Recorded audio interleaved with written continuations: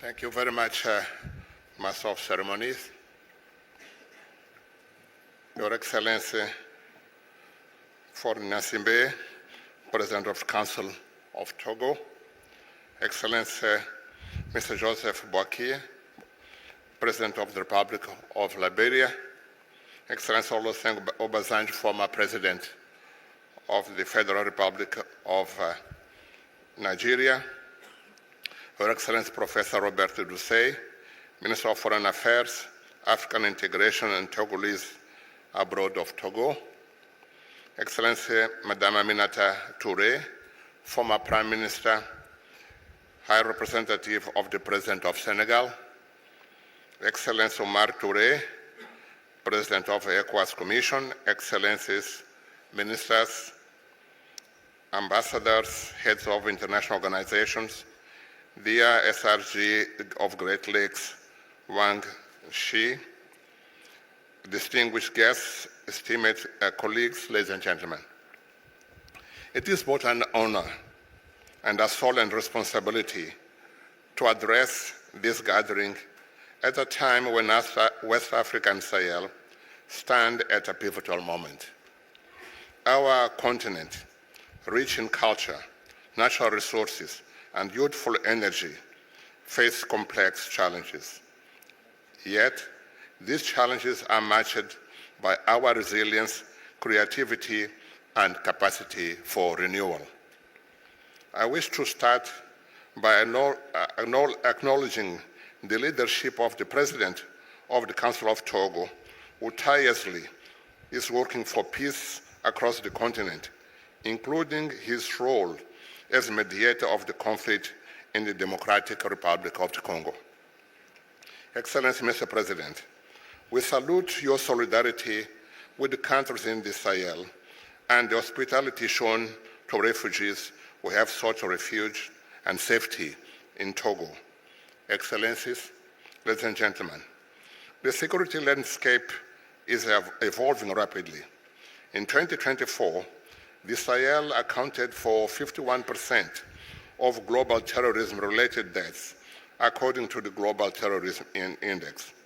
6 of 10 most affected countries are in Africa. Attacks are growing in scale and sophistication, targeting infrastructure and protected areas.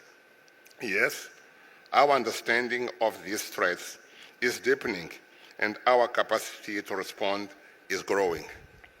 Violent extremist groups are shifting tactics, forming alliances, and targeting economic lifelines. Protected areas like Park W, Arli, and Panjari, and the 3 border zones between Ghana, Cote d'Ivoire, and Burkina Faso have become at-risk spaces, but they also represent opportunities for joint action and across-border cooperation.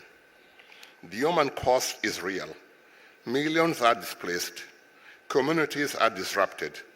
Over 14,000 schools closed across the Sahel, and more than 1,300 children recruited by armed groups, and these are painful realities.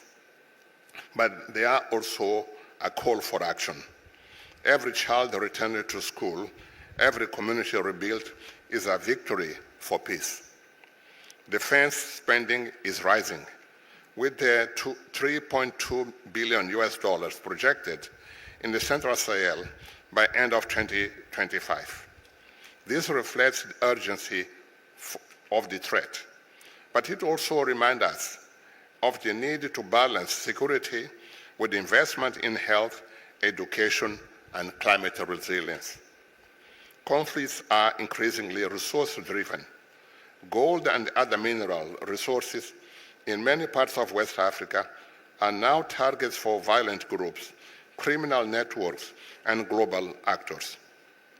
Climate change intensifies farmer-herd clashes, displacement, and poverty, but it also presents a chance to innovate through climate-smart agriculture, water diplomacy, and green infrastructure.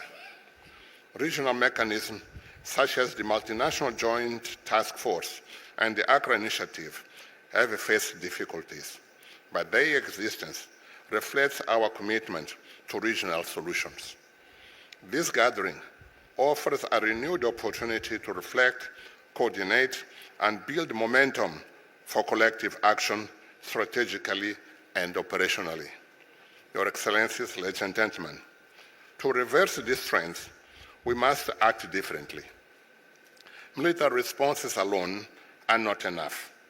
Poverty and lack of hope are driving forces in a world of geopolitical competition which amplifies further the challenges Africa in general and the Sahel in particular are faced with. But the widespread and increasing poverty befalling Africa will be successfully addressed when we translate into deeds the recommendations of the Pact for the Future, widely adopted by the UN General Assembly in September 2024. Its main areas of focus are the following: sustainable development, peace and security, science, technology and digital cooperation, youth and future generations, and global governance. The Pact was complemented by the outcomes of the 4th International Conference on Financing for Development, which took place in July 2024 in Spain, also called the Sevilla Commitment.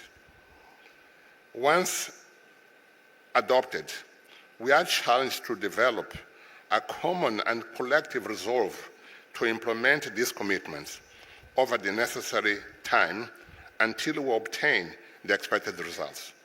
We have to avoid the trap of adopting new commitments about the same themes over and over again without exhausting the implementation of the previously adopted. We need to agree the full implementation of these commitments takes time and sustained resources, and both the Pact for the Future and the Sevilla Commitment offer realistic and feasible frameworks we need to make Africa a continent of peace, stability, and prosperity, instead of being a constant threat to international peace and security. Ladies and gentlemen, in fighting and winning over terrorism, we need strategies that protect civilians, cut off terrorist financing, and build trust between government and citizens. Traditional leaders, religious figures, women, youth, and civil society must be central to these efforts. At national level, it's time to think about inclusive dialogue that builds a common resolve to face together the challenges of the country, each part playing its role. This inclusive approach can heal divisions, address grievances, reduce poverty, and accelerate development. We must also strengthen cooperation between the African Union, ECOWAS, and Alliance of Sahel States. A united front is essential. UN Security Council Resolution 2719 offers a pathway for predictable financing of African-led peace operations.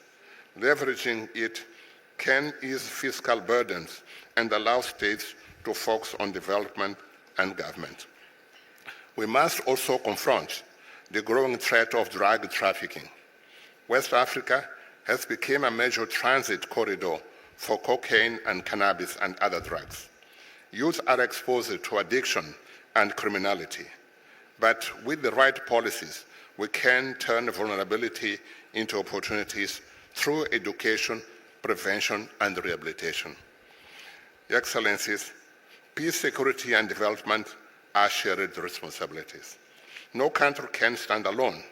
We must move beyond rhetoric and forge a united response rooted in solidarity and shared experience. I remain deeply committed to promoting peace and security in the region.